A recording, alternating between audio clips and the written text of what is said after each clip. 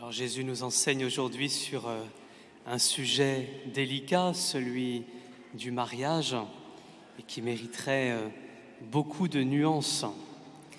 Et ce qui me marque justement, c'est la grande délicatesse de Jésus dans le texte qu'on a entendu. Souvent, vous avez remarqué dans les évangiles, les pharisiens accusent. Les pharisiens accusent la femme adultère qu'ils amènent à Jésus.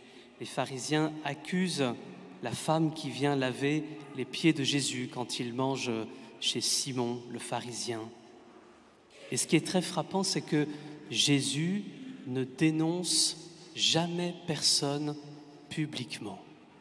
Ou plutôt si. La seule fois où Jésus dénonce publiquement, c'est l'hypocrisie des pharisiens. Il les traite d'hypocrites. Mais jamais on entend Jésus dire « toi tu es malveillant, toi tu es voleur, toi tu es menteur, toi tu es paresseux » et encore moins « toi tu es adultère ». Et donc Jésus a une infinie délicatesse quand il parle en public, quand il a une parole large, quand il y a beaucoup de personnes qui l'écoutent. Et donc frères et sœurs, sans doute que ça doit nous enseigner sur nos propos.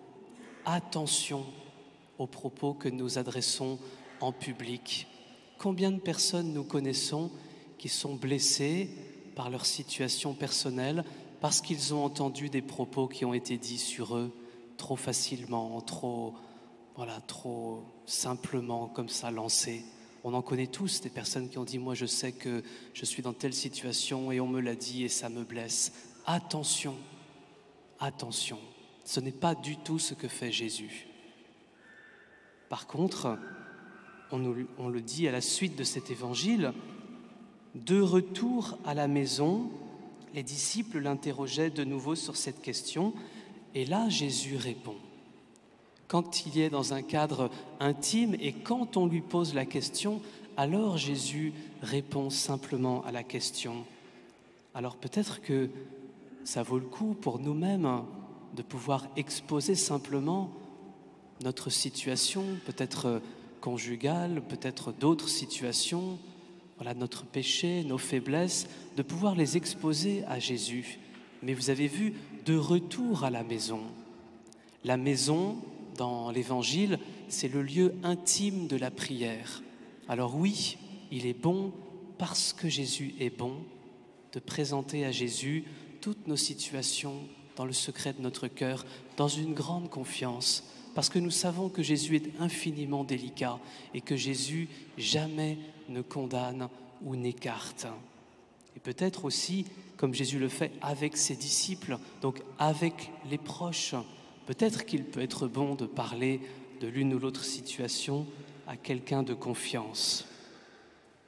Vous voyez la grande délicatesse de Jésus. Alors je le redis encore plus en ce jour où nous allons accueillir tout à l'heure beaucoup de personnes dans l'église pour le dimanche en paroisse. On entend souvent des personnes venir, vous l'avez entendu comme moi je pense, et dire « Oh mais moi je ne sais pas si je suis digne d'entrer dans l'église, je ne sais pas si je suis digne de venir faire une démarche pour prendre une bougie ou prendre une parole de Dieu. » Comment ces personnes ont-ils ces convictions dans leur cœur? D'où est-ce que cela leur est venu? C'est bien qu'à un moment donné, il y a eu une parole indélicate dite en public.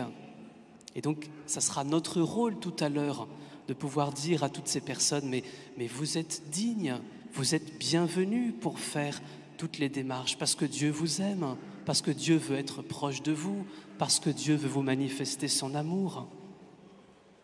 Alors, en public, Jésus rappelle le plan de Dieu. Le plan de Dieu qui est beau, le plan de Dieu qui est celui de l'origine. Voilà ce que Jésus fait quand on lui pose la question en public. Alors, je n'ai pas le temps ici de développer toute la première lecture qui est très belle, mais ce sommeil mystérieux d'Adam et puis la côte que Dieu prend du côté d'Adam pour former Ève, tout cela sont des signes symboliques pour manifester la parfaite égalité de l'homme et de la femme. Voilà, que ce soit bien clair, pour la foi chrétienne, pour la Bible, il y a une parfaite égalité de dignité entre l'homme et la femme. Je vois des couples qui se regardent. Ah, tu vois? Oui, c'est parfaitement clair. Et la deuxième chose que dit ce plan des origines, que rappelle Jésus, tous deux ne feront plus qu'un. Je suis toujours étonné de voir que Jésus parle de beaucoup de choses et il ne parle qu'une seule fois du mariage, alors que le mariage est tellement essentiel dans la vie, dans l'histoire de l'humanité. Et quand il parle du mariage, il ne dit qu'une seule chose. Tous deux ne feront plus qu'un.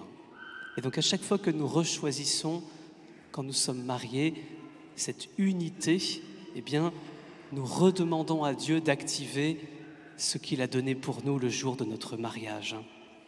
Mais il n'y a pas que des personnes mariées dans notre assemblée, il n'y a pas que des personnes mariées dans notre humanité. Et pour tous, Dieu dit, il n'est pas bon que l'homme soit seul.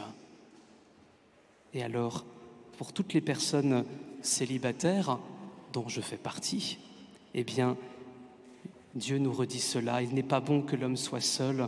On sait bien, vous le savez, on en est témoin, le mariage n'est pas la garantie de ne pas se sentir seul. Et donc, la vraie réponse à cette affirmation de Dieu, il n'est pas bon que l'homme soit seul, eh bien, c'est la vie fraternelle. C'est le fait d'être ensemble. C'est le fait qu'ensemble, en paroisse notamment, mais pas que, nous puissions prendre soin les uns des autres. Et ce qui me marque, alors que Jésus rappelle ce plan des origines, c'est que Jésus est lui-même célibataire. Et à l'époque, c'était totalement inconcevable. Un homme célibataire à l'époque, c'est totalement inédit. Il n'y a pas d'autre exemple dans la Bible, peut-être Jérémie seulement, d'hommes célibataires. Et donc Jésus, à Nazareth, va vivre jusqu'à ses 30 ans célibataire. Qu'est-ce qu'on a pu penser de lui? Sans doute qu'on a pensé plein de choses médisantes sur ce Jésus mystérieux qui reste célibataire. Et donc, Jésus nous dit que être célibataire, ça a du sens aussi. Il peut être donné à Dieu, il peut être utilisé pour le service des frères et sœurs. Alors, frères et sœurs, tous ensemble en paroisse, voilà, que nous soyons célibataires, mariés, veufs ou veuves, ou séparés, ou enfants ou jeunes, j'espère que je n'oublie pas de catégorie de personnes, eh bien nous sommes ensemble justement. Jésus nous appelle ensemble. Il n'est pas bon que l'homme soit seul. Il nous appelle ensemble pour prendre soin les uns des autres. Et ensemble pour oser sortir, comme tout à l'heure au dimanche en paroisse, et accueillir tous ceux qui ont soif de mieux connaître Dieu. Alors prions, frères et sœurs, et rendons grâce.